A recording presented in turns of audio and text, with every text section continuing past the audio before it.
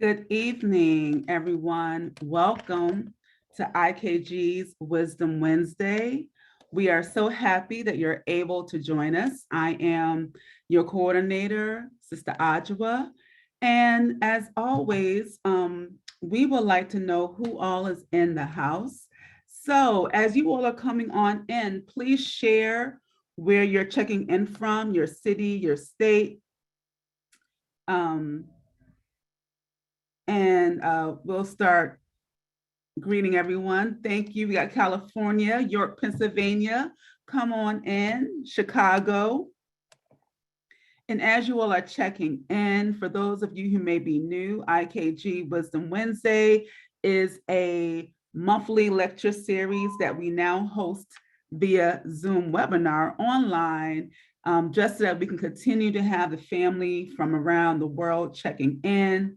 So thanks to the family in Brooklyn, Staten Island, Maryland, DC for joining us. All right. Tonight, we are very pleased to have with us Dr. Mwanganza Michael-Bandele, who will be presenting on the transformative power of Black self-love, a course of study for living a Blacknificent life.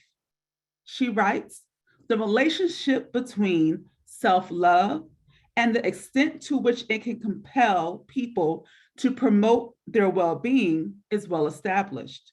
Yet, considering the need for people of African descent to improve many of their conditions, limited research has been directed to the creation and implementation of Black self-love learning processes as fundamental pathways to uplift. In an effort to harness the far-ranging power of self-love to spawn actions that improve health, education, and other conditions among Black people, the Keys to Black Self-Love course, a product of the Blacknificent Life education complex, was created. This presentation will explore this course of learning that centers Black love, Black self-love, as an agent of transformation, the role of memory through thought efficacy and action goals as essential aspects of the course design will be highlighted. Dr. Mwanganza Michael-Bandele, veteran educator, facilitator, and higher education administrator, is an executive leader and elite performance strategist who supports individuals and organizations with accomplishing what they envision. While senior director at a national higher education association for 16 years, she honed executive and organizational leadership skills, directing multi-million-dollar culturally responsive education initiatives. With a terminal degree in African diaspora history, Dr. Michael-Bandele uses knowledge and skills of the historian's craft to track and leverage patterns that inform strategic winning. Dr. Michael-Bandele specializes in leveraging historical knowledge of African people and their descendants throughout the globe to teach heightened self-regard and self-accountability. She is currently CEO of the Blacknificent Life Digital Learning Complex, where people of African descent learn how great they already are and how to become even greater. So at this time, I'm going to ask Dr. Bandele to come on screen. Yes, welcome. All right, Dr. Bandele, just want to let you know we have people joining in as you're getting set up. Okay. Welcome, folks, family in Atlanta, Georgia. All right, so we are ready and all set to begin. Well, I so appreciate the introduction and the opportunity to be here. Yes. I'm just going to pull up my slides here. And I'm also impressed with who's showing up, right? It's like there's such great and grand audience already. And while you're getting your slides up, I do just want to let the audience know to please be prepared to participate. This will be an interactive presentation, so get your typing fingers ready. That's right. Yes, just want to That's give you absolutely a note. right. Okay. I'm glad you said that, because as I was about to, one of the things that typically occurs in the opportunities where I can engage with folks is that we engage, and we all know that, well, just living and being, we know that call and response is so a part of who Black folks are. And so I welcome this opportunity to transform this virtual setting into a space that will accommodate that as well. So again, welcome to this presentation on the transformative power of Black self-love. You can see my slides okay? We can see your slides. It's not in the play mode yet, so we see just your introduction slide. So you want to click play. Okay, cool. And so, all right. And so we are up and running in terms of this opportunity to really just walk through a course of study that I have been fortunate to be inspired to develop. And so we're going to have a conversation today about the design of the course and what it's intended to do. I'm very delighted to be here. And I want to first of all thank into the IKG for having this space, for actually doing the work that was required for you to be here, such that you could extend an invitation, open your doors to others. So thank you to Tony Browder, thank you Ajua, Atlantis, and to the entire IKG family. It is absolutely a blessing. And of course, we thank each of you that we know of, and we also thank those entities, those powers that be, the God, the deities, our angelic forces, and our ancestors who allow us to convene here. All of those energies played a role, and I am so grateful to engage this invitation. And so looking at a transformative power of Black self-love. So during our time together here, can you see my notes or no? Do I need to do something? We do see your notes. If you can click play, that will take away the notes. Like that? Okay, how's that? Perfect. Okay, how do I proceed? How do I access the next one? Just click? Yes. You see, you all already know we home because you got the older people, the younger people talking to the older people to get the job done. Thank you so much, Ajua.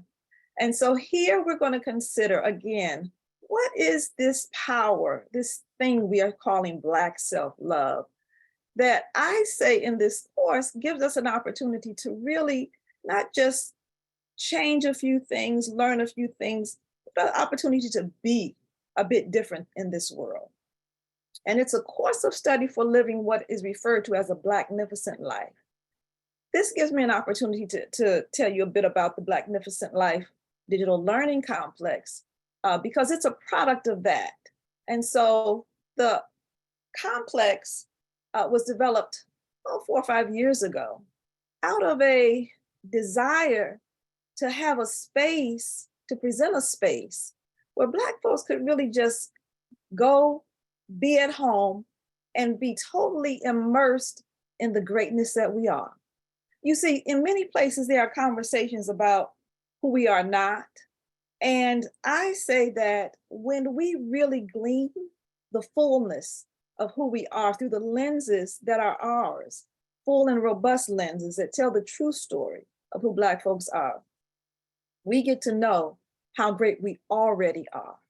And at the Blacknificent Life Learning Complex, we enter with that truth, we stand on that truth, and then we move forward teaching a host of self-development, self-realization, often called self-actualization skills, like building skills so that you can show up in this world in the way that you would determine. So you can find out more about the Blacknificent Life Learning Complex at this location, and I hope that you will, because it's inside of that. That's the context for creating a course of learning, right? So this course was born out of, more than anything, a understanding of our history. And it may sound a little strange. It may sound like a bit of a mismatch when you first hear that. Like, how does history give birth to a course about Black self-love? Well, it has been my experience, having had the fortune to attend Howard University to study African American studies for the bachelor's, African history for the master's, and then a terminal degree in African diasporan history.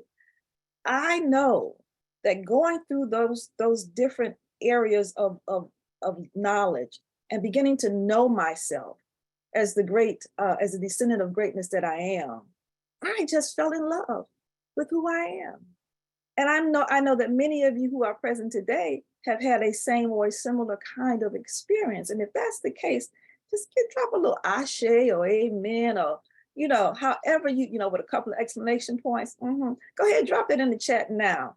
Because what we find is that the more we know, again, about our true and robust history, not the redacted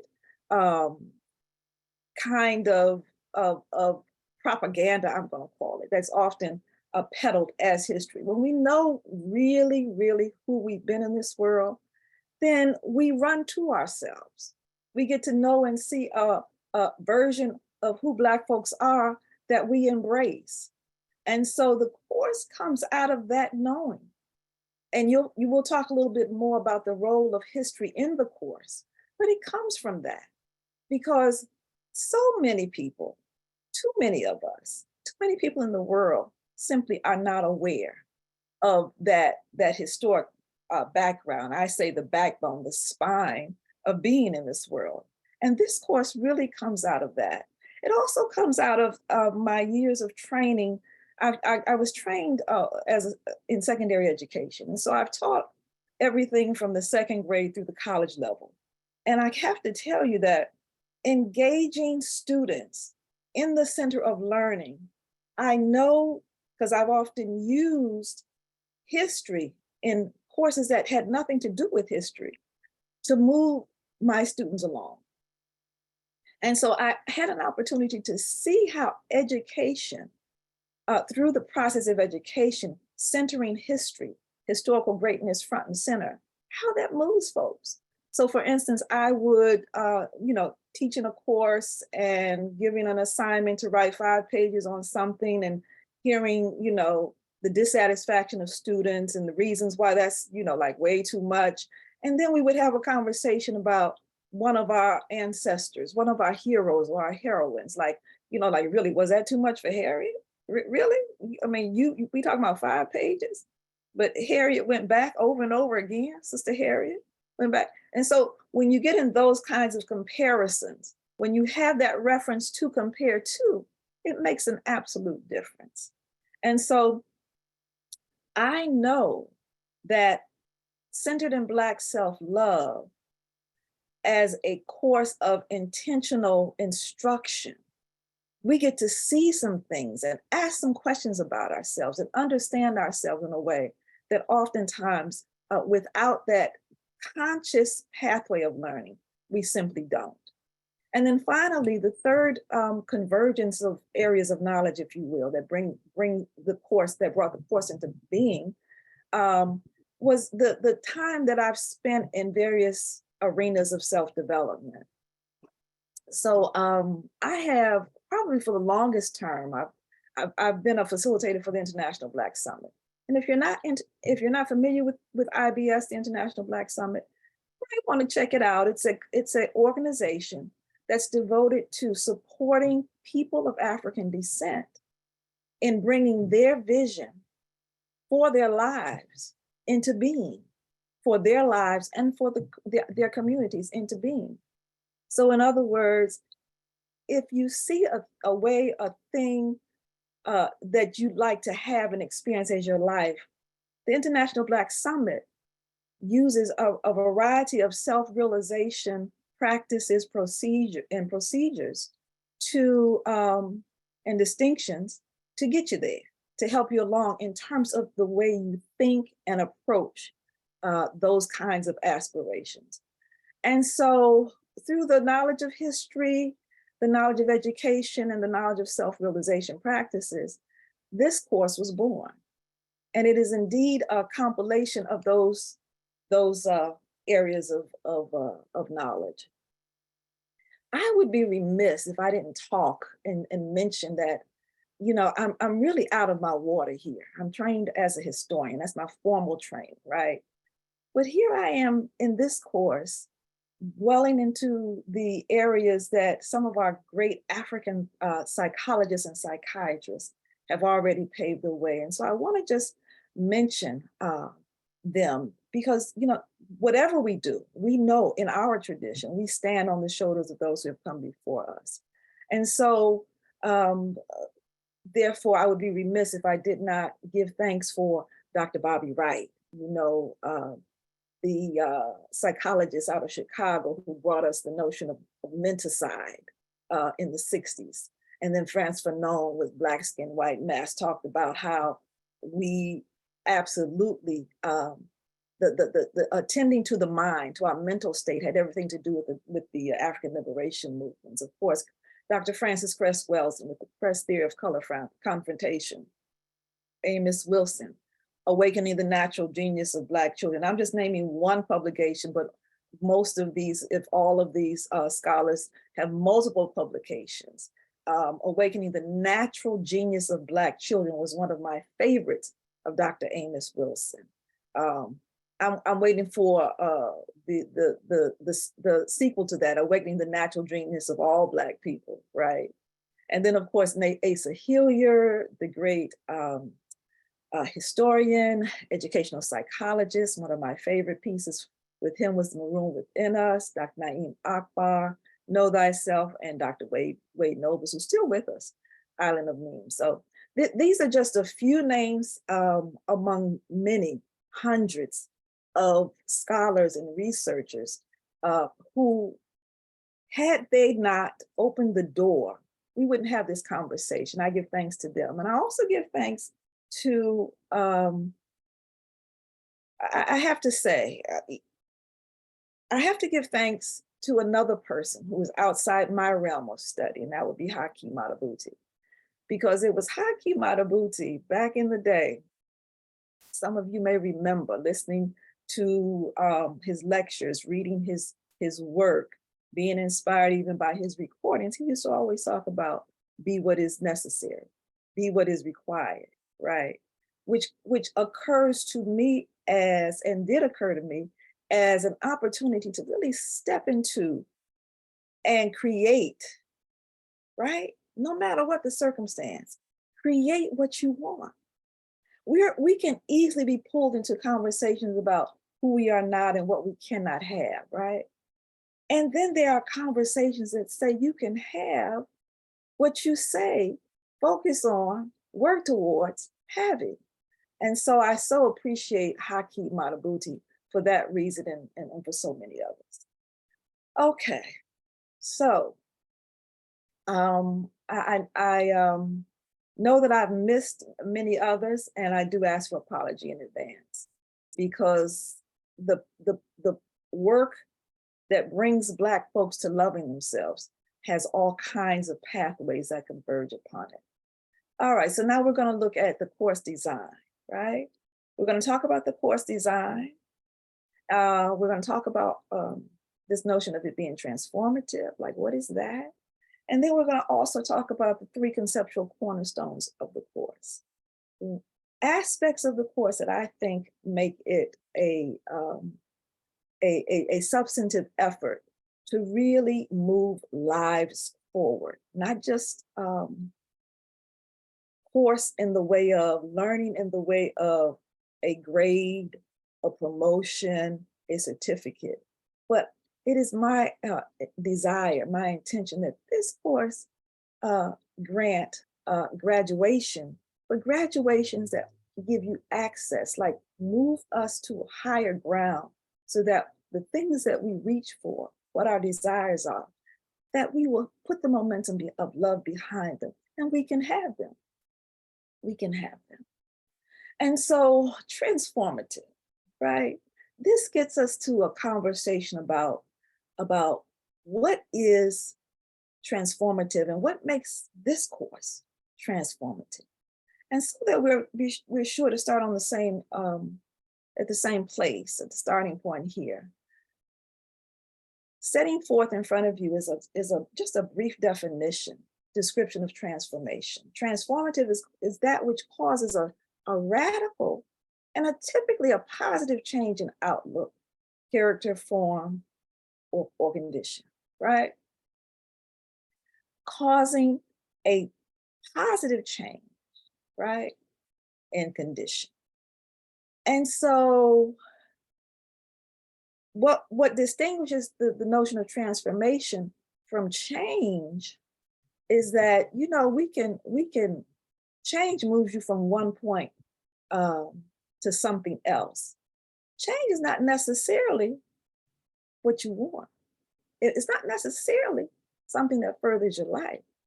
In fact, change we can all depend on. Change is going to happen. Just keep living. Change happens every moment, every second of every day.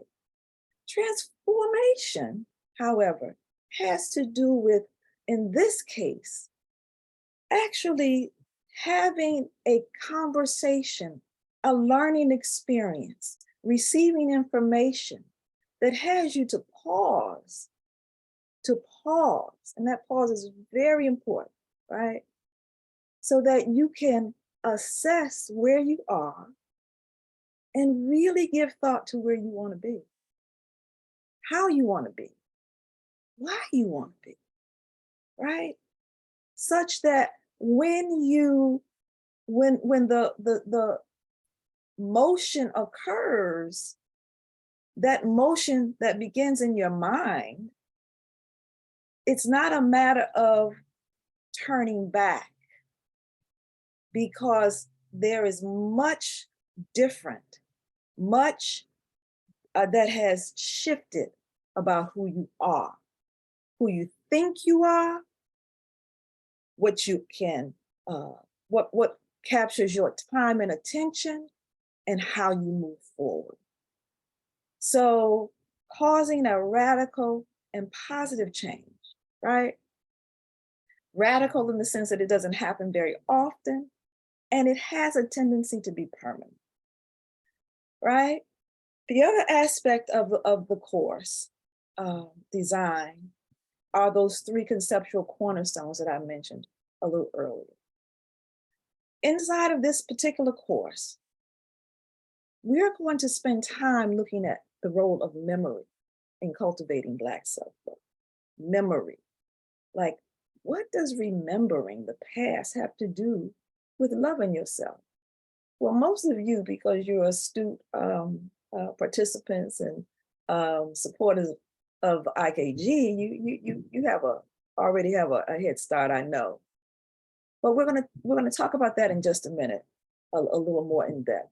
One thing for sure, we know that if you don't remember your yesterday, if you don't remember those days before, how do you forge into your next day, into your tomorrow? Standing on what ground, with what perspective, with what intention?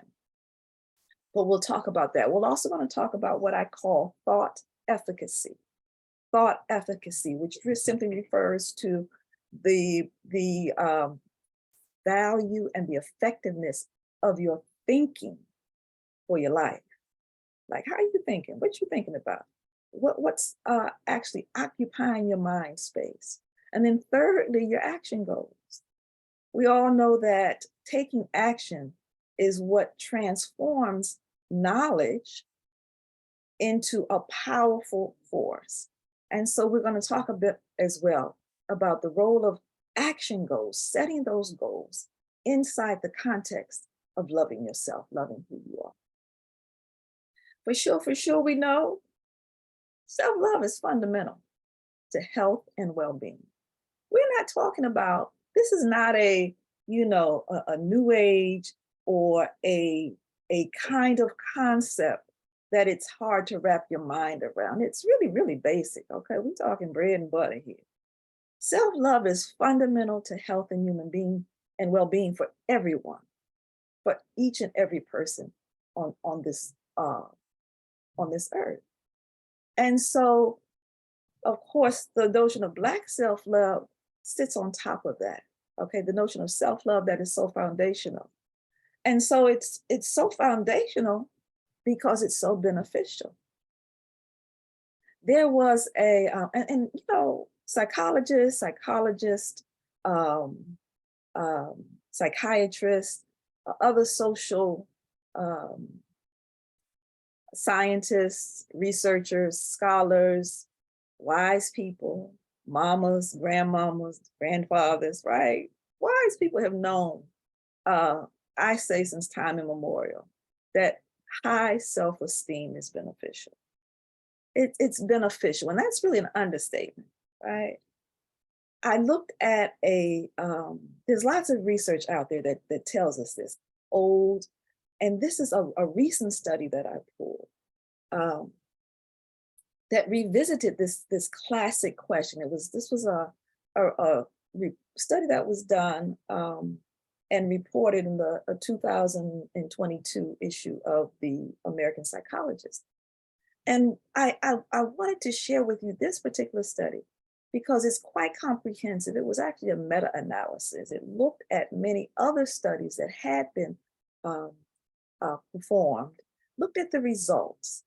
It looked at it and then it calculated its outcome based on a convergence of massive analysis of widespread data. And so that report, again, this was fairly recent, which was published in 2022, found that the concept of self-esteem as an adaptive trait influences healthy adjustment and adaptation across the board. And the results of this study, there were recommendations that interventions that were aimed at boosting self-esteem might, if properly designed and implemented, you can see it bold-faced here, might benefit individuals and society as a whole, right? No real news flash, but what is extremely valuable is the amount of data and it being a recent study, right? It looked at not just generally is self-esteem beneficial, but it looked at each study under these various categories. In other words, there was extensive research done that looked at the impact of self-esteem to social relationships, right? In the school and the educational form.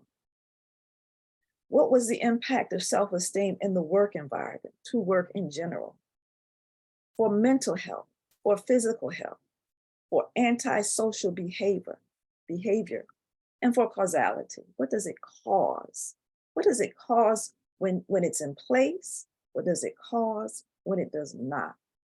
And so these are just powerful, expansive areas of life in which this particular analysis has looked at specifically.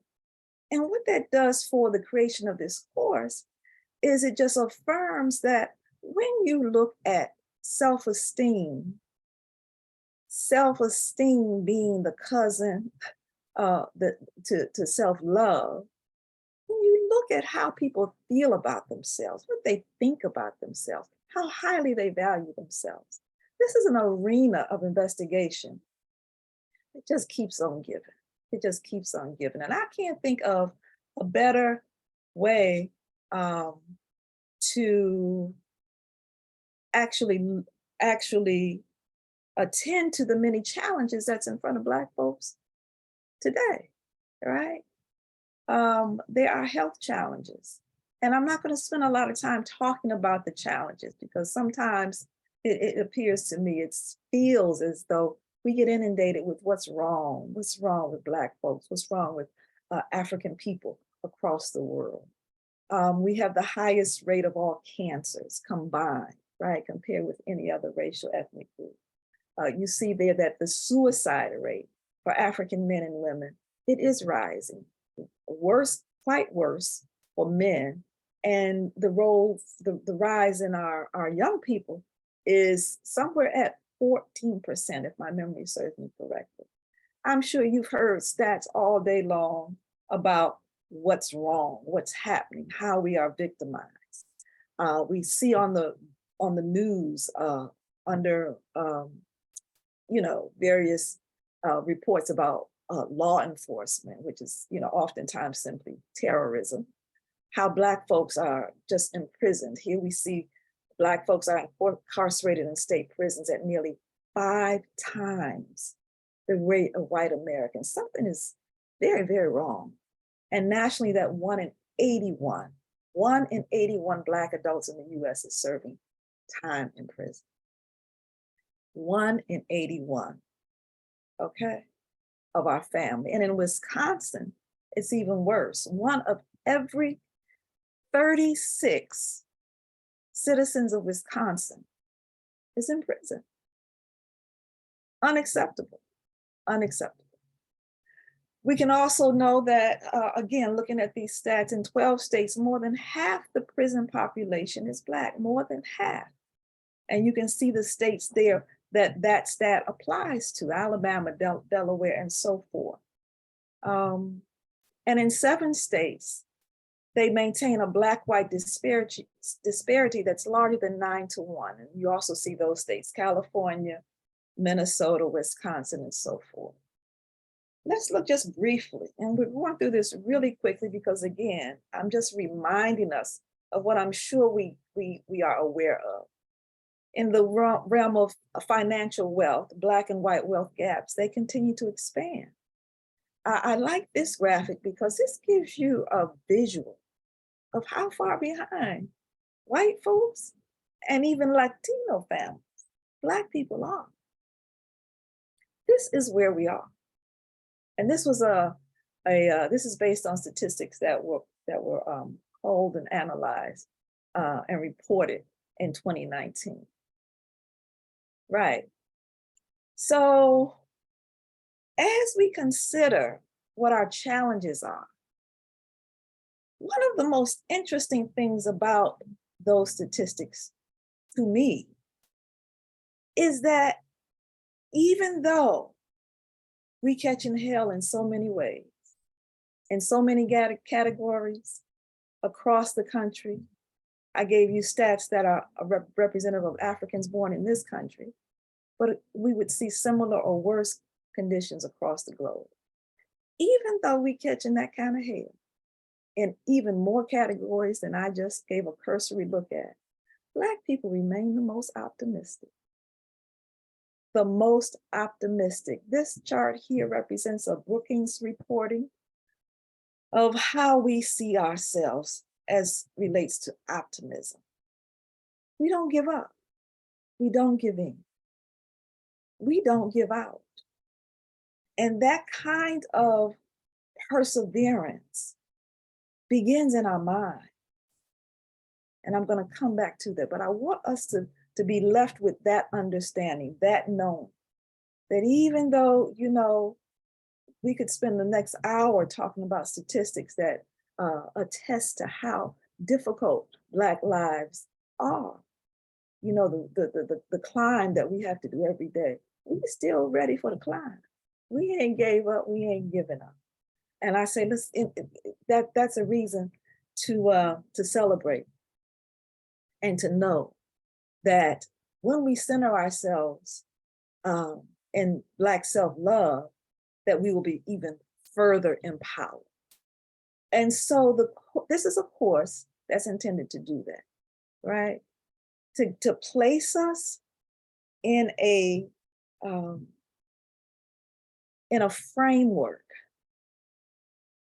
that has us to become stronger, clearer, more determined, more able, because we're loving ourselves. We're talking about the momentum of Black self-love here.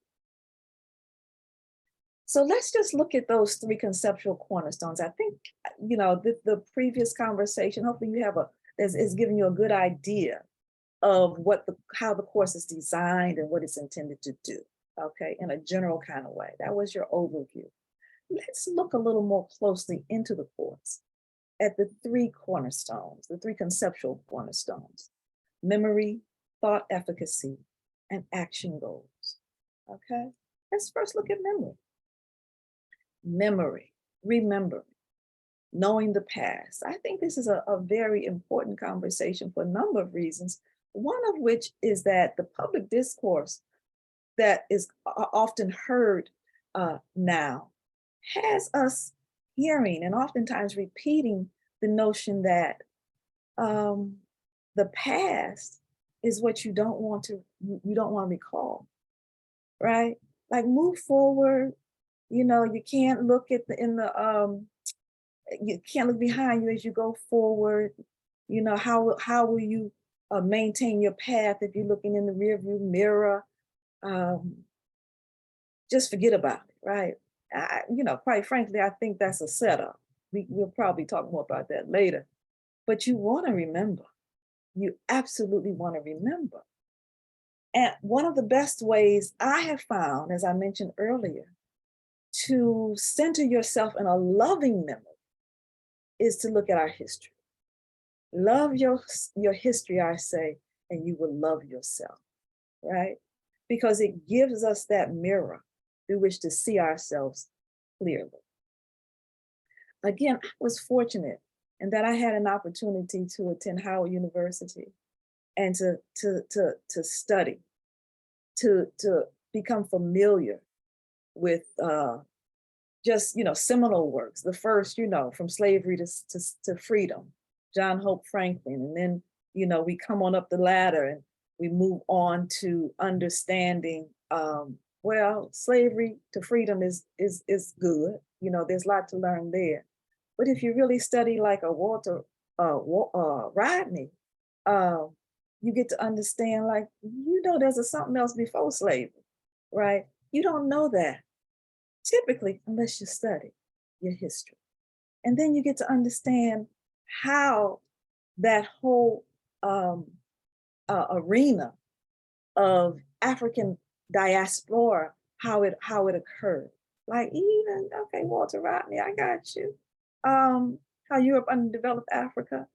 But even before the Europeans came, then you get to study folks like, Doc Ben and Dr. Clark and, somebody by the name of Tony Browder, folks who are going to take you all the way back, right?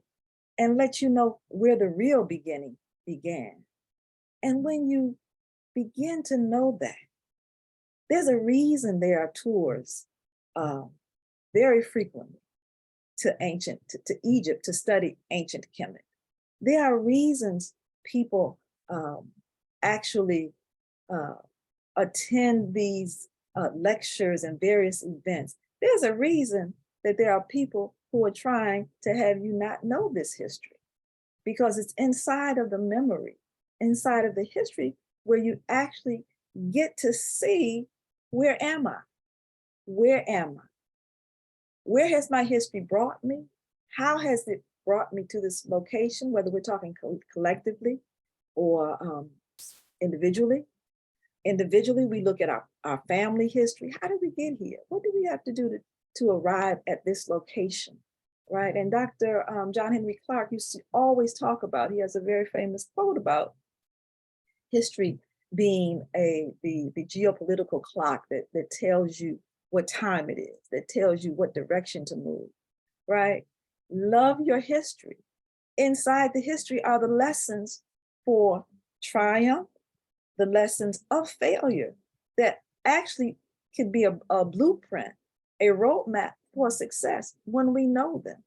So it's not like just know the history that we're comfortable in and that where we triumph.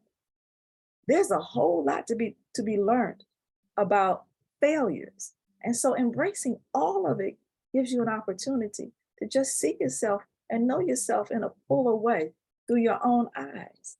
It really produces reimagined Black lives, right? Inside of the context of Black self-love. So imagine now, you're learning about your history. You're loving what you're reading, right? You're getting familiar with some of your heroes and some of your heroines, right? You're beginning to know names. You're beginning to identify places. You're beginning to recognize accomplishments. Who don't love that, right? Right?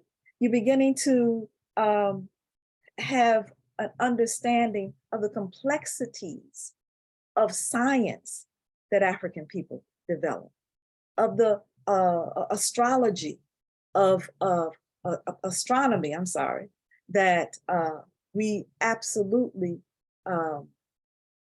were great innovators and brought to the world, those kinds of knowledge bases, medicine, architect. When you begin to learn these things, it really makes you see yourself differently because you absolutely understand that this is what you're made of.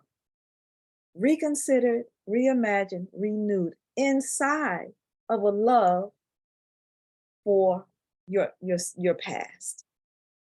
Now, the other thing that, we don't usually talk about history in this way, but please know that lack of history affords amnesia. Now, let me say that again. A lack of history, a lack of memory. When you don't remember your yesterday, it's a thing called amnesia. And that thing called amnesia is a diagnosis for a reason. For a reason. It leaves you in a particular way that is debilitated. Debilitated. Now, let's just look for a minute at the common symptoms of amnesia, right? We got difficulty recalling information, right? Impaired ability to learn new information. This diagram gives you an idea of what portions of the brain actually cause these particular outcomes. Unable to recognize faces and locations. This is a disease. And so sometimes when we're talking casually, as though, maybe I'll take a little history, maybe I won't, like we'll be all right if we don't know our history. We will never be all right without our history. We'll be somebody else's all right, but not our own. Let's look a little more closely at that. Retrograde amnesia. These are the different kinds of amnesia. Very often it's related to the previous slide, but I want us to go a little deeper in here, okay? These have names because they have such severe outcomes, right? When you can't recall events or information, then that's retrograde. When you can't form new memories or recall information that you learned after the onset of amnesia, that's called anterograde. And you can see for yourself the various degrees, the various areas of specificity. Post-traumatic amnesia caused by traumatic brain injury can cause difficulty recalling events before and after injury and difficulty forming new memories. And it goes forward, dissociative amnesia. But let's just think about ourselves here. Think about Black folks throughout the diaspora. Do you know anybody, and we don't have to call no names, okay? Do you know anybody that has difficulty recalling facts, events, places, and specific details as relates to our history? Like, do you know folks that really don't? Yeah, just can't do it, right? They don't know, haven't been taught, right? To no fault of their own. But that's a part of the diagnosis. Do you know anybody that has the impaired ability to learn new information? Do you know anybody, and we don't have to call no names now, people who just don't want to know nothing new? Like, don't bring me that. I got my little set of whatevers. And don't if it interrupts or upsets what I've been taught and trained to do, an impaired ability to learn new information. How about confusion? Have you experienced any folks that look like you or I lately that appear to wake up and live confused lives?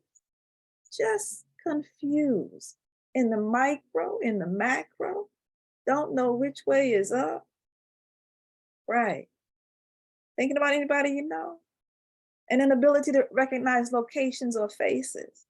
You know, there's a whole organization that don't recognize who their people are, who have cut themselves off, right? From other people in other locations who are saying, if you ain't born in this country, you can be of African descent, but I'm not recognizing you as my kinfolks. Y'all know what I'm talking about. Confabulation, where the brain invents false memories. These are the afflictions of not knowing your history. Folks don't invent false histories, just make up stuff to fill in those gaps. I think you could probably name a couple of politicians that I've heard lately, Black politicians who have done that exactly. You know, they want to talk about how this process of enslavement was really to our betterment, right? And then finally, disorientation. Disorientation. You know, if you wake up in the morning and you're disoriented, you can't quite get your footing. You can't quite, you know, get a good understanding of where you are, where you're going, which way is up, disoriented. And so if you take these symptoms and look a little closely at them, I think you can begin to see how some of these ways of being, these afflictions, these disabilities that are associated with amnesia, that are the results of not knowing your history, are really, really in our face every day. It's no wonder we are where we are when we talk about disparity. It's no mystery, because when you know that history, you can track it, you can see exactly what brings us to this point. And so that is the first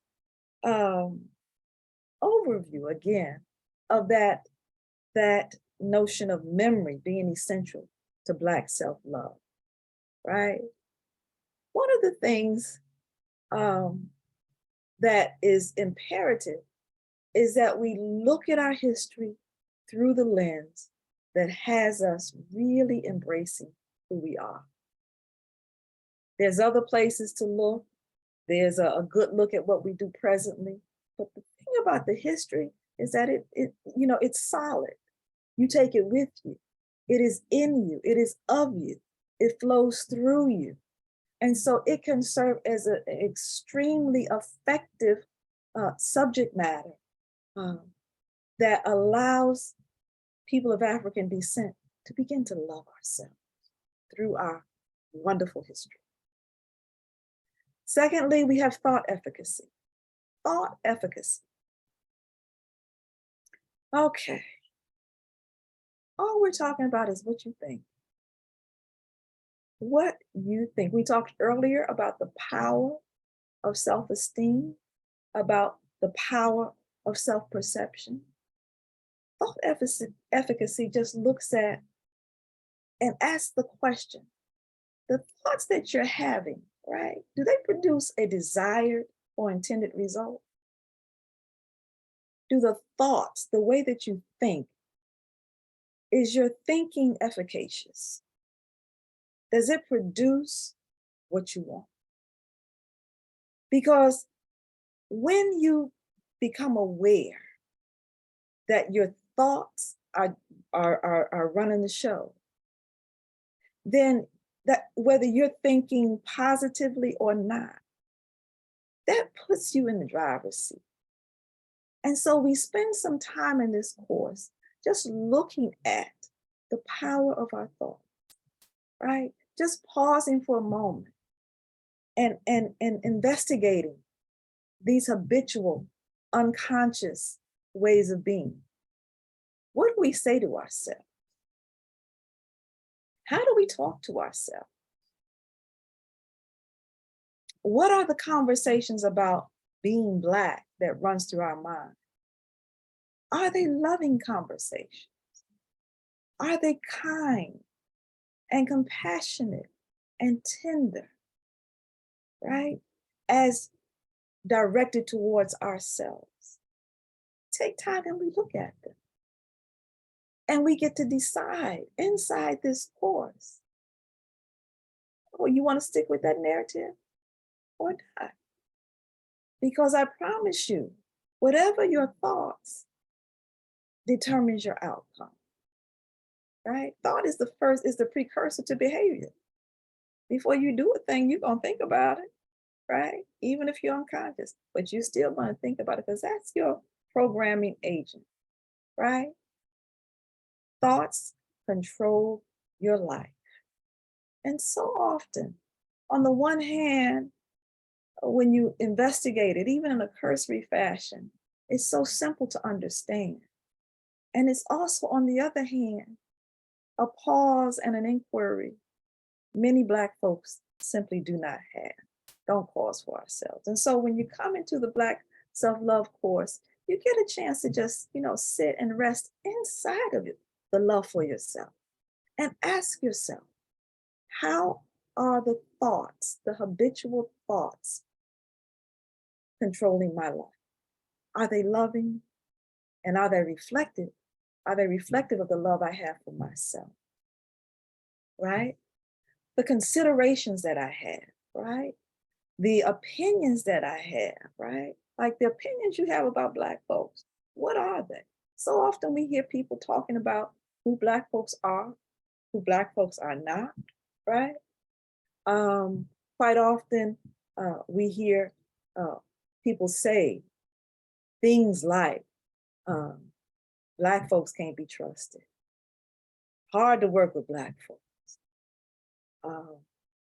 Those kinds of self-denigrating conversations, I assert, are regular, right? That's all we're talking about. And I want to clarify thought here, because it's not like anything outside of the norm. We think we're doing it all the time, thinking, right? But we're not assessing all the time. You having a conversation right now in your mind. You're thinking right now.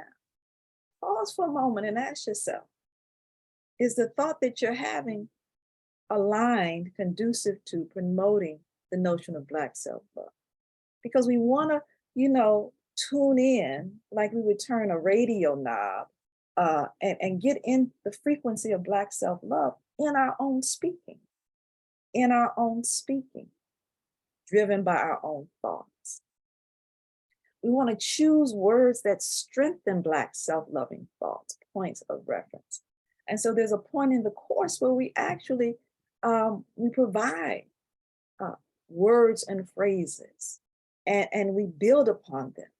We talk about, for instance, the gift of melanin, right?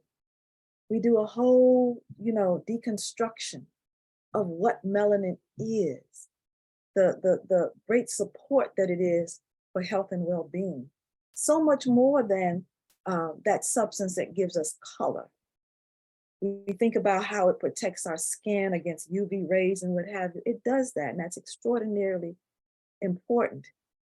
Just such a gift. And there's so many other gifts of melanin, right? We talk about being anointed as we are, right? We talk about living a Blacknificent life, right? Joining the notion of magnificent. And by the way, Blacknificent simply refers to the life that you want. You decide, you define what it is magnificent that you want. Maybe it has to do with, reaching particular goals, like your health goals, losing weight, or you want more money in your bank account, or completing a degree, or establishing a particularly loving and nurturing relationships. Whatever it is, that's your magnificent. That is what we're pointing to when we talk about strengthening Black self-loving thoughts and points of reference that get you there, that get you to your Blacknificent life. And so we take time and incorporate those words and ask the participants of the course to actually, use them, to use them. That's the great thing about a course, it's instructive. And so that's another way of monitoring where your thoughts lead you, by looking at the words that we use, the phrases that we use, right? And that's an integral part of the course. So the final critical construct, critical component of the course are the action goals. Action goals. And this is like real simple. I think the other two cornerstones are very simple as well. But like, who don't set a goal, right? Who doesn't know the power of a goal? Well, we set goals, some big, some small, and in between. But I don't know that we really understand that any knowledge that we get, any information that we get, any skills that we gain, they actually are activated when we use them, when we take action. So when we take the action, cause the momentum, and we pair it with a goal, right? It's like, it's one thing to have a Ferrari in your driveway, but if you're not going nowhere or you're going anywhere, what's the point? But if you have a very powerful mechanism, right, that moves you, that gives you momentum, that moves you toward a goal, something that you want, something that betters your life, something that makes you better, something that has you looking at yourself and understanding that, yes, I can do this, right? Because I'm clear about what it takes and who I am, right? It takes what it takes, and I have what it takes. After all, I've been learning about my history. I've been remembering who my father, who my mother, who my peoples are. Oh, I got it in me. And so we use this knowledge cumulatively as momentum to take action, not just any action, but towards uplift goals. So say, for instance, if you have a organization and collectively you're in this course, there's the opportunity that this course moves your organization towards its mission, its goals, its missions, its aspirations collectively, right? You get to really work with the individuals inside of your organization in a specific way, in a specific direction, right? If you have a family, oh, let's just say, well, yeah, let's do the family. Let's say if you have a family and there are particular things that you want your family to achieve, right?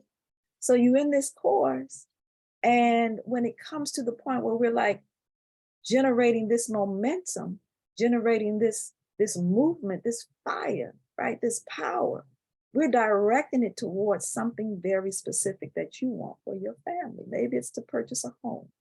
So there's a particular kind of way you want to manage your finances. Maybe it's the way that you're going to share responsibilities. Maybe it's the way that you're going to support the children. There's X number of times each month that you want to do some really empowering and enriching activities with the children. Let's set some goals. Let's make it real, right?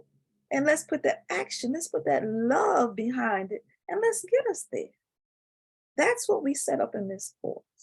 So if you have a goal, and think about it right now, do you have a particular something that you want to achieve that is representative of the love that you have for yourself, of the value, of the self-respect that you have engendered about you, right? Put it in the chat now. We'd love to see it. We'd love to have an opportunity to interact with it a little later. But those action goals is where the rubber hits the road. This is where we, with clear guidance and formulated aspirations, we get busy. Because one thing we know for sure, you can't hit a target unless you have one. And so we talk about that, we walk through that. We have a process where we check back and see, okay, have you met that particular goal? And we get to watch people just grow in the love, not just theoretically, right? Not just like a big idea, a nice idea, but really grow and really begin to see how when you formulate your thoughts, your words that are kind and compassionate and supportive of you because you love yourself, right? How when you do that, just the magic that happens. And it does indeed happen. When you set and write down a goal, you're 7 times more likely to reach it. 7, right? That's magical. And so we have specific opportunities to do that over and over again. So we're winding down here, and you know, as I thought about um, how we would move through this and how we would end, I kept thinking about um, Martin Delaney. Martin Delaney was a great African nationalist, a businessman, studied medicine. He was an editor. He was he actually spent time on the continent of Africa. He knew his mother. His mother was an African brought directly here. So he had he knew enough about his heritage through his personal experience, and so he was actually working towards assisting those of us born in this country to return home. Right? He ended up being a major in the Army, first Black major that served. So he did a whole lot of things. But one of the things that I love about Martin Delaney is how Frederick Douglass talks about him. And Douglass wrote and talked about Delaney in this way because they were peers. And he talked about how he, Frederick Douglass, woke up every morning thanking God for making him a man. And however, his friend, Martin Delaney, woke up every morning thanking God for making him a Black man.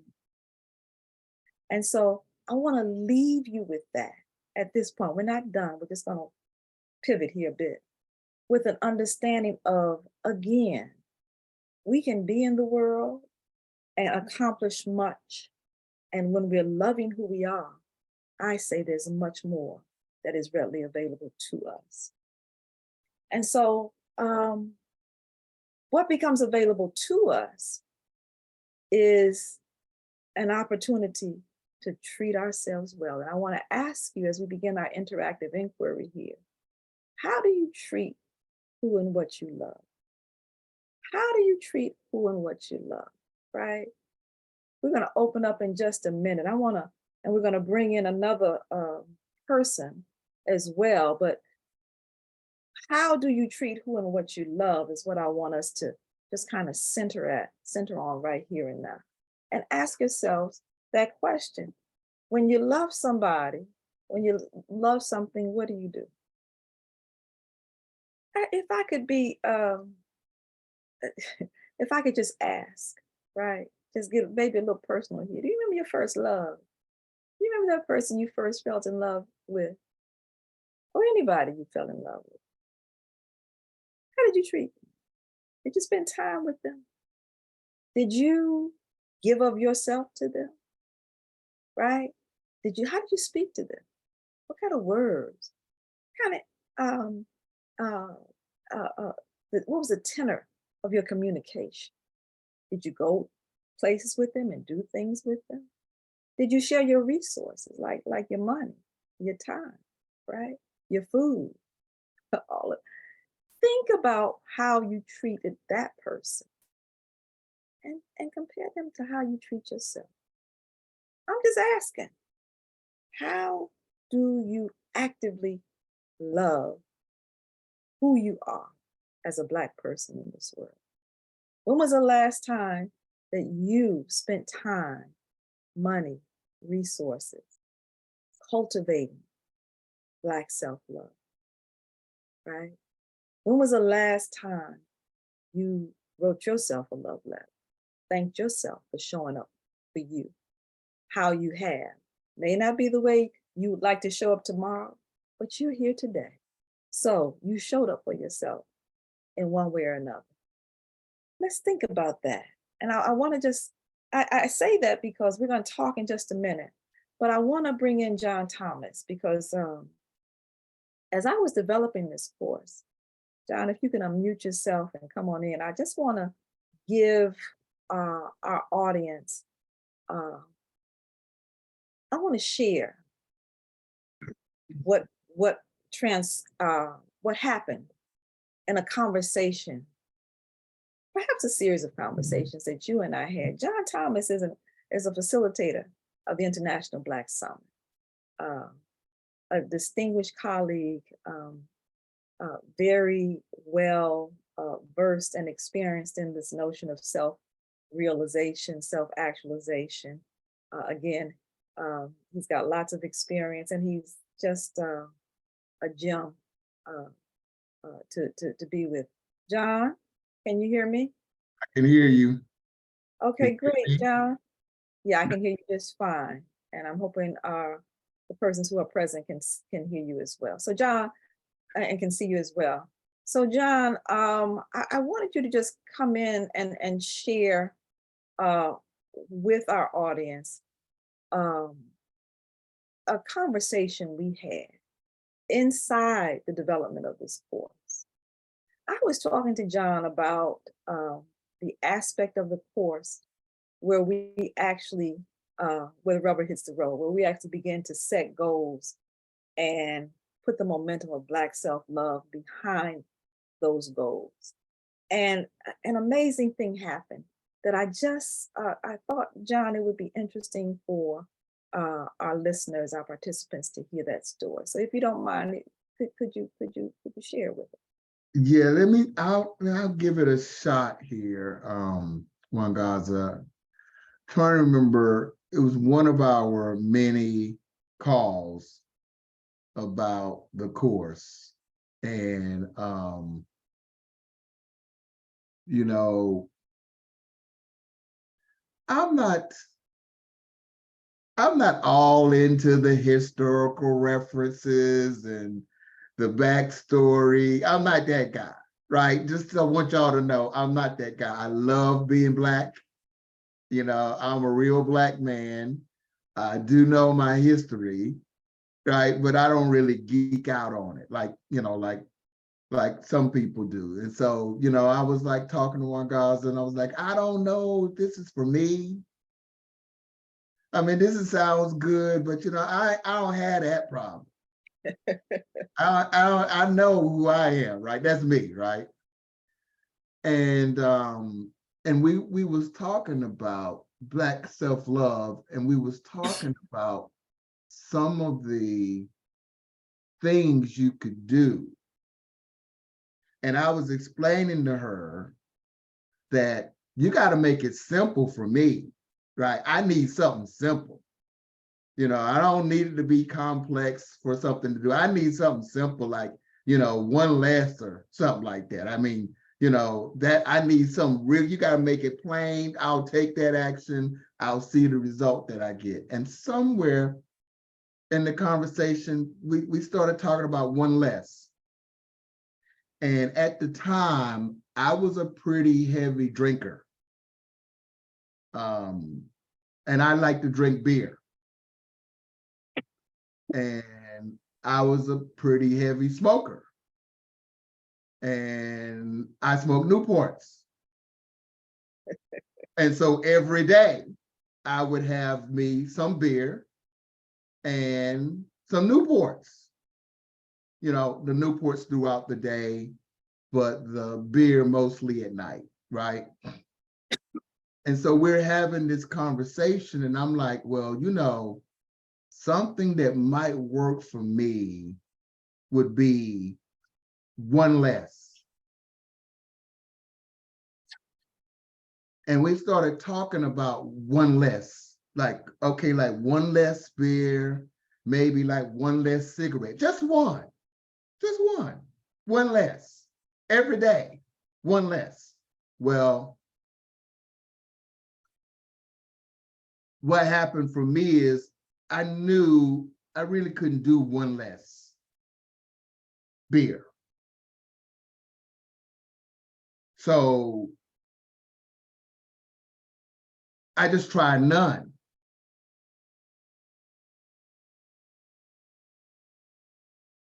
Because I felt that if I start drinking, I'll keep drinking. But if I don't start, then I don't start. The idea was one less, though.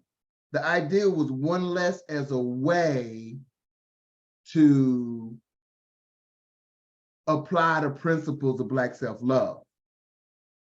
Like to take this habit that had this kind of control over me and reclaim my life by doing one less, like as a demonstration for my own Black self-love. And I tried to do one less, that didn't work, so I did none. And then I smoked less because I wasn't drinking. And then the days when I didn't have any started to increase. And somewhere along the way, this all happened year before last, by the way. All this happened in a conversation that started maybe sometime around September 2021. And by December 2021, I had all but quit drinking every day. I drank again on Christmas. I drank again on New Year's 2023. After that, that was it. One less. And then shortly after that, I stopped smoking. Mm. And so January 2022, I had stopped drinking and stopped smoking. And in the background was this kind of the result of an exercise that we were just talking about. Right? It might not be the same for everybody else. It might not be one less for you, but it was one less for me. And my one less became 0 real fast. Yeah. It didn't go like 20 cigarettes, then 19, and then 15, and then 14. It went 20, 12, 8, Mm-hmm. none. Mm-hmm.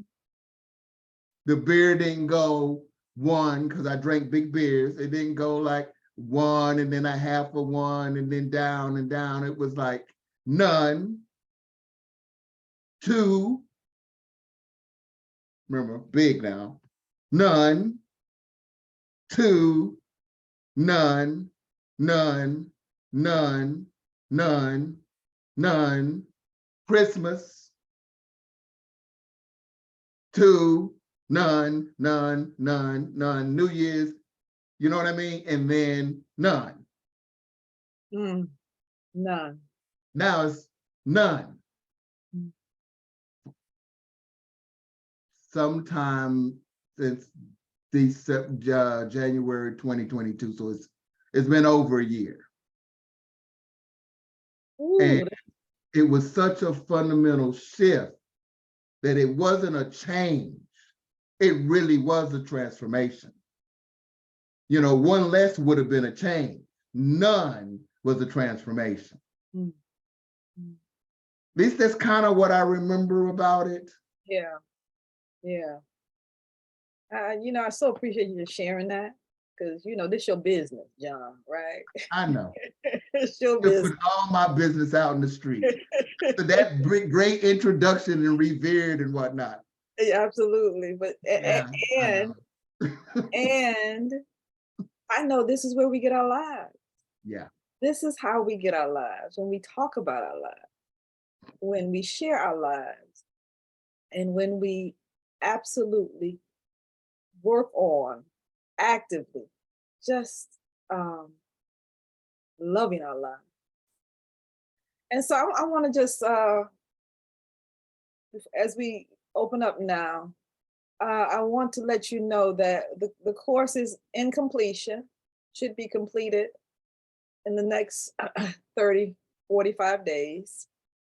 But we want, if this sounds like something that you're interested in engaging, you can go to blacknificentlife.com now. You can click on the Black Self-Love page, spend some time and, look at some other things too, but go to that Black Self-Love page and leave us your contact information. Get on the waiting list, get on the notification list, and we'll be sure to contact you when it goes live.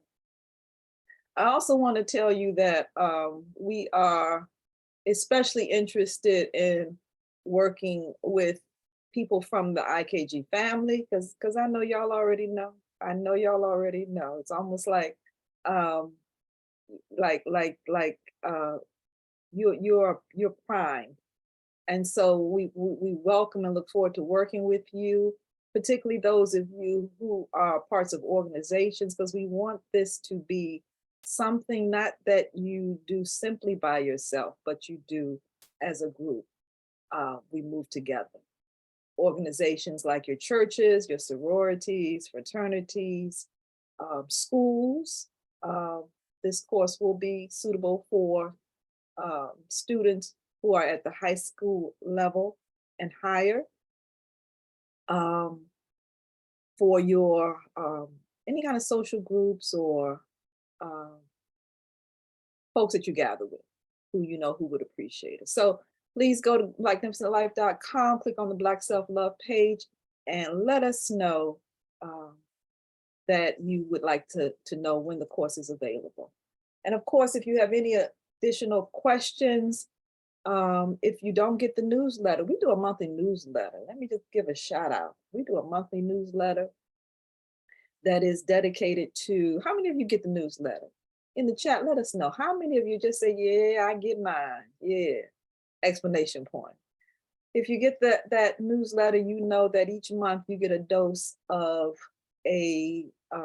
articles that affirm and acknowledge the genius, the beauty, the power of Black people in this world. So they are present day. These are articles about present day achievers, Black achievers, folks who are doing extraordinary things that we typically would never know about. And it crosses the diaspora. So who's opening businesses, quite successful businesses, what children are winning awards and accelerating in ways that we, again, don't typically hear about. It's a great resource if you're an educator, or again, if you have a body of learners in front of you, not just children, but in the self-development realm, it's a boost to you. So we have that. We also have a podcast. You can listen to the podcasts on, Apple and Spotify and most places where you hear the podcasts are broadcast. And then we have the Blacknificent Lifestyle product shop. You can go there, and matter of fact, if you haven't yet gotten your Father's Day gift, go check out the Black Don't Crack empowerment armband. We have one for both men and women, and other articles with affirming Black messages, self-loving Black messages engraved upon them. We want to always remind you of how great you already are. And so with that, I'd love to open this up, Ajua, and talk to folks and get some feedback, ask questions, answer questions, and be family in the way that, we be family. Okay, awesome. Thank you again for that great presentation on Black self-love. And for everyone in the audience, just want to remind you to please type your questions in the Q&A box, and we will give those questions over to Dr. Bandele to respond to. And as we're starting off, Dr. Bandele, can you speak a little bit more to the notion of Black self-love in terms of making that practical? Can you name 3 actions that we can take to begin to demonstrate or increase or strengthen our own inner Black self-love? What are some things we can do? Okay, I'm so glad you asked. Let's just do something. Let's just do something fun right now, because I'm all about the here, the now, the real time. Um, uh, write a text or an email to yourself, thanking yourself for who you are in this moment. Mm.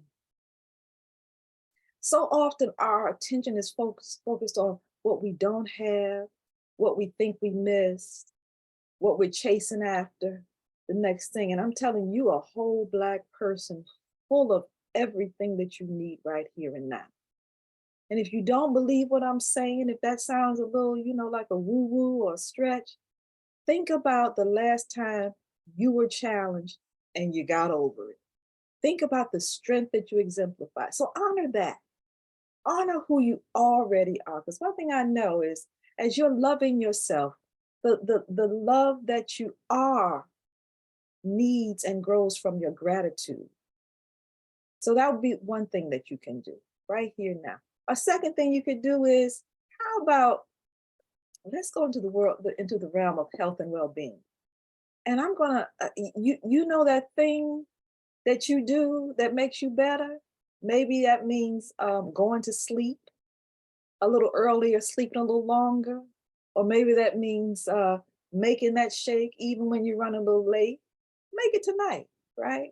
That thing that you do, that walk that you sometimes don't take, right? Take that thing in the name of love. In the name of love, do it for yourself. Okay, so that's a love note to yourself, and that's a boost to your health and well-being. And I think about health and well-being quite often because you already know about the obesity epidemic we're in the midst of. You know about the hypertension. You know about the heart attacks, the high blood pressure. And I mention these because these are things that you can, to a large extent, positively affect by the way you treat yourself. The way you treat yourself, right? And I know a lot of it is caused by the chemicals and the additives and what have you that's in our food. So knowing that means we get to navigate the grocery store kind of like a minefield and not blow ourselves up, literally and figuratively, if you know what I mean. And so the third thing I would say, look yourself in the mirror, right? And simply tell yourself how beautiful, how powerful, and how brilliant you already are. Say it out loud. Say it with your full chest. Say it with your eyes open 10 times. Do that. That's real work. There's a power in a speaking that conforms the mind. Brain don't know if it's real or not, right?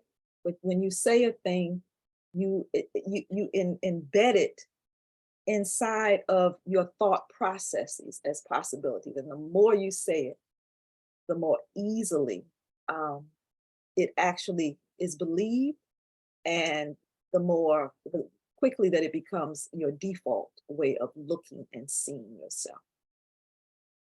Are those helpful? You all tell me. Are those helpful? Those are, yeah. Yes, thank you. And actually with your first one, writing a text or email to yourself, there's actually a company, a website, I don't remember the name of it, where you can actually send an email to yourself set for a later date. Mm-hmm.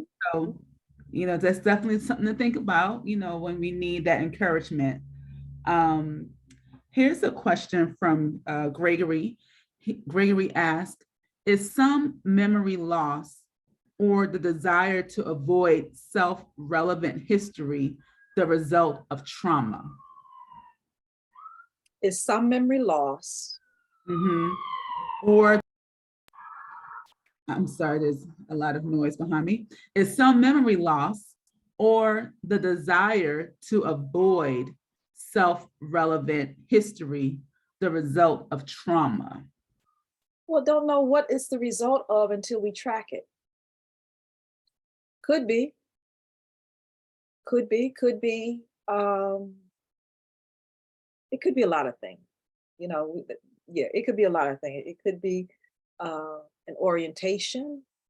It could be many different things. But the way to know, why a particular thing occurs is to just look at what came before it and to literally begin to track what occurred before that and to put the puzzle pieces together about your own life, about your own experience. One thing I know for sure is all history is not worthy of embracing. And so as we listen to people talk today about, not worrying about the past and forget about the past and, really hating on the past as if it's something inherently wrong with the past, that is simply a mindset that will not sustain a well-informed and a vibrant life. It just won't. Because there's so many lessons in the history. There's so much clarity to be had through history. And so the thing is to discern and determine for yourself what part of the past, knowing it, serves you, and what happened in the past that if you think about it, if you repeat it in a way that does not forward your life, that's the part you want to move forward without. And so we get to discern, we get to decide. It's not like all history is a history to be embraced. It's all history is a history to learn from, but extract the lesson and keep moving. And I hope that begins to answer your question. Great, thank you. Charles asked, do you all have an avenue in addressing the European Christianity thought patterns we were indoctrinated into that programmed white supremacy? How to deconstruct out of it? How can one love themselves if they don't see the deity within themselves as them? Well, that's a great question, because this whole process, while this process is inwardly focused, I mean, it looks at us, it looks at what we have, the tools that we have, the strengthening that we facilitate for ourselves that takes us where we want to go. And most certainly, if a person is questioning their belief, if they perceive themselves as being indoctrinated, we don't say you need to do X, Y, Z to get A, B, C. This is probably a little different than many self-development, self-realization kinds of processes. This course holds the mirror up and says, well, what you think, right? So if that's something important, specifically addressing the indoctrination that comes through the the way that religion is taught and imposed upon people such that it becomes oppressive, if that's something that you say you want to look at, then absolutely, it will be a thing. Because see, that's going to make your life more magnificent. Again, we get back to you being at the center of this self-love course. That's what is needed. Then that specifically we can turn our attention to in your course process. So it is a factor. It is not one that we, again, we don't focus on how it is that other things cause us not to be. We flip it over and we say, what is it that we need to be how we want to be? So it's a little different, and I hope you hear the difference there. We don't consider in this course Black people as having been victimized. We see Black people as having all that they need, all that we need to pull ourselves out of any oppressive condition, whether that's through religion or not. Is that helpful? So the empowerment, the theme of empowerment definitely came through in your response. So it definitely, in my opinion, answered the question. Okay. So just continuing along those lines, you mentioned that you're an educator. Can you share with us how we can instill these principles starting from our youth, from the babies, so that they grow up with this sense of being empowered and not being victims? How do we get our children from babies on up, even into the college years, to really hone into these ideas? Be it yourself. Be it yourself. I'm gonna say a little bit more, but I'm looking at this chat. Suzette B, I gotta give an amen. You suggesting in the chat that we should say, quote, the fallacy of white supremacy. Put fallacy in front of it. I could not agree with you more. Couldn't let that go away. That's amen. Don't make us have church up in here. Okay, so the point is this, that our children are always learning. Our children don't only learn when we sit them down and put a book in front of them or send them to school or right like that, during those quote unquote learning times. Our children are always learning. They're always watching. They're always gaining from who we be. And so I think one of the most powerful ways to do that is to simply do the things that cultivate, that activate Black self-love. When you get yourself a extra salad, talk about, as you're preparing the salad, purchasing the salad, eating the salad, put a little salad there for the babies and let them know, I know you want that pizza, but we're gonna have this salad first because we love ourselves and we take care of who and what we love. Let me tell you about what this kale and this salad does for your body. Let me tell you what these carrots and these olives and what have you, like that. Just be it and make a conversation out of every step of the way. Say a thing, speak a thing, pause a thing, and the children will learn. Well, thank you so much. So I'm hearing some great comments there in the chat about what you're sharing. And what we're going to do now, looking at our time, is to begin to wind down. So I would like to, before we officially close out, ask you if there are any final thoughts, critical thoughts that you would like to share before we end tonight's presentation. Well, what's critical is to, number one, thank you.